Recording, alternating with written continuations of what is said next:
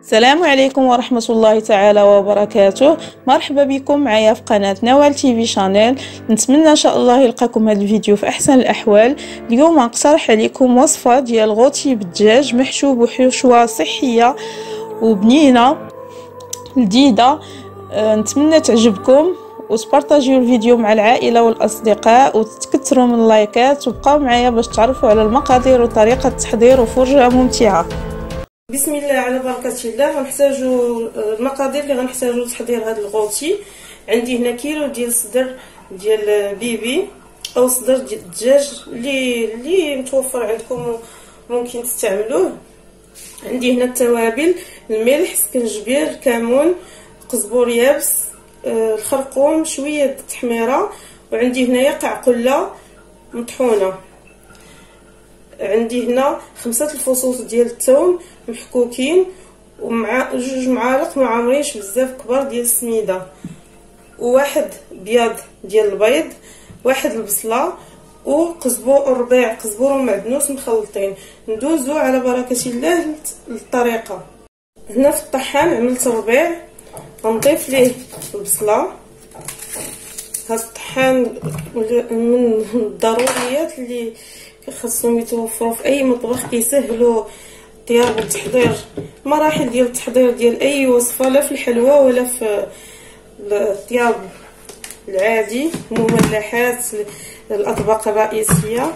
من بعد ما طحنتهم غنزول هذا الموس، حيت هو اللي كنطحنوا به الربيع والخضر، وغندير هذا الموس الاخر ديال الجوج اللي هو اللي كنطحنوا به اللحوم، وغنبدا نضيف الصدر اللي مقطعينه من قبل مكعبات واخا يكون كبيره، وغنعاود نطحن.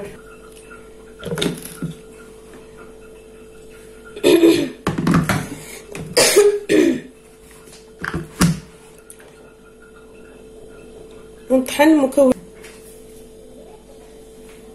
ودابا من بعد ما طحنت الكميه الثانيه، اللي عنده الطحان الحجم ديالو كبير يخلط المكونات كلهم من الاول: البيض والتوابل والسميده وزيت العود، يخلطهم كاملين مع بعضياتهم من الاول. ندمج هاد العناصر بيدي. شي قلت لكم الا كان عندكم طحان كبير كتخلطوا كلشي من الاول، وكتكون انا الطحان عندي الحجم ديالو صغير، ما يهزش ليا كيلو كامل ديال لاداند. هاد الوصفه كتجي زوينه، اكيده انها ان شاء الله غادي تعجبكم. انا جربتها 2 مرات وعجبتني، وقلت علاش لا ما نشاركهاش معكم. تقدموها للضياف مرافقه مع الخضر، كتجي هماويه مع سلطه ديال الخضر. من بعد ما خلطت المكونين بجوج بهم، الخليطين بجوج بهم، غنخليه يرتاح ونمشي نحضر معكم الحشوه باش يتشرب هاد التوابل كاملين. دابا ندوزو باش نحضروا الحشوه اللي غنحتاج ليها.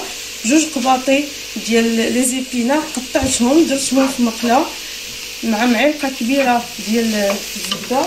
دابا غنضيف عليهم شويه الهريسه او حسب الذوق، ممكن تستغنوا عليه وديروا شويه البزار، الكمون، الملح ما نكتروش، كنعرفوا لي زيتينا كيكونوا مالحين. وباقي غندير في الفرماج شويه الكرافيط، تقريبا شي 80 غرام، ممكن حتى هو تستغنوا عليه او تعوضوه بشاركوتري او شامبينيون. غنضيف بودره الثوم، الا ما توفراتش نضيفوا فص ديال الثوم كبير محكوك، وندي هادشي ونجيبو مزيان يتشحر يتنسم بهاد التوابل اللي درنا فيه. من بعد ما تشحرت هاد الحشوه مزيان غادي نضيف فرماج محكوك. الكميه كتقطع على حساب الذوق وعلى حساب الموجود، وغنطفي النار ونخلي هاد الحشوه تبرد.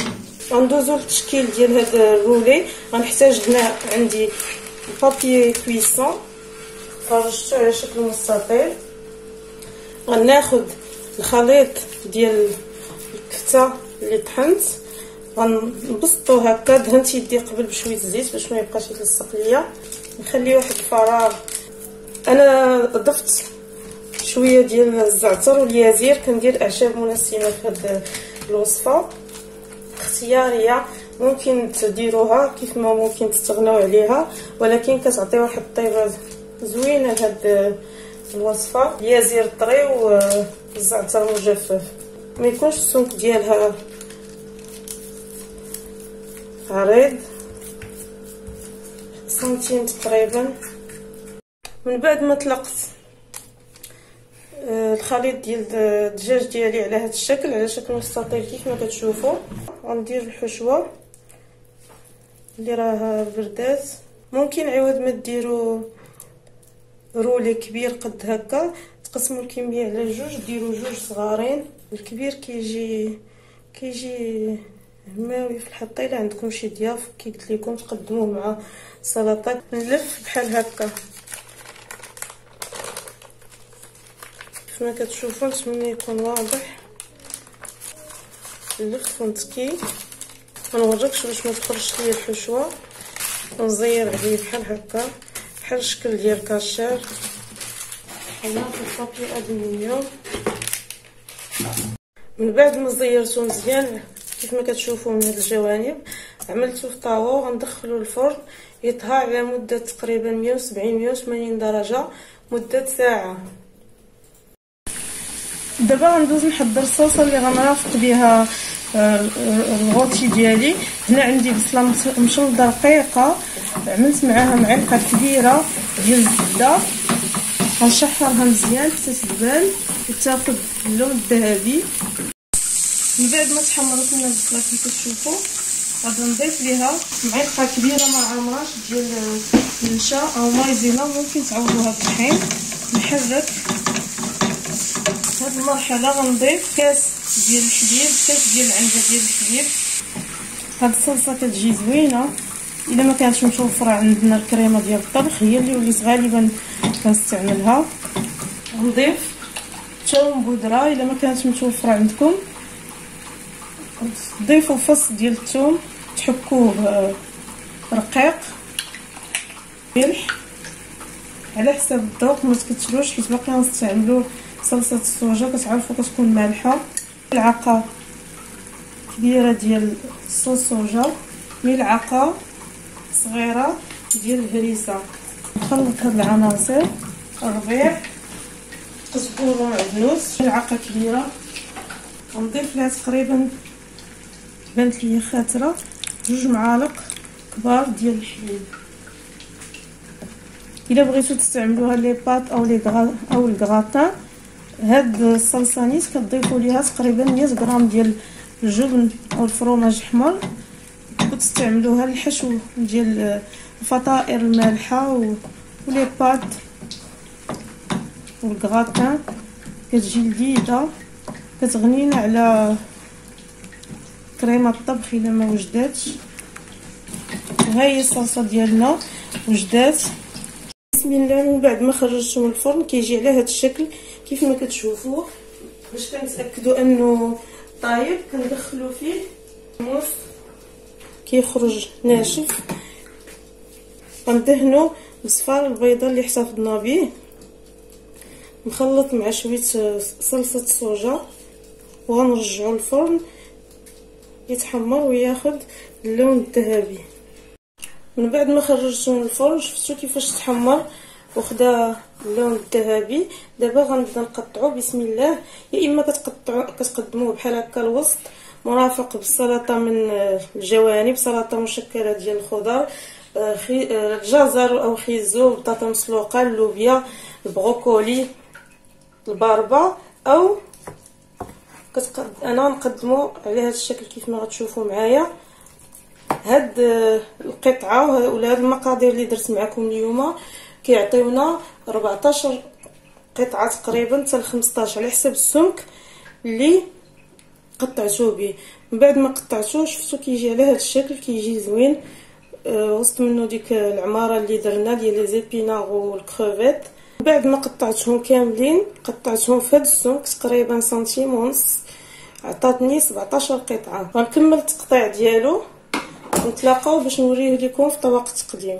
وهذا هو الغوتي ديال الدجاج من بعد ما قطعته كيف ما سبق وريتكم. قدمته على شكل طبق فردي مرافق مع ارز بالخضر وفواكه البحر والخيار وطوماط سيغيز.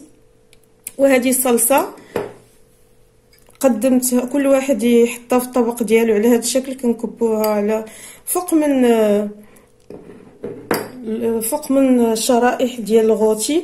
نتمنى تجربوا هذه الوصفه، اكيد ان شاء الله غادي تعجبكم. كتجي لذيذه وهماويه، خاصه الا تقدمت في طبق عائلي للضياف مرافقه مع سلطه ديال الخضر.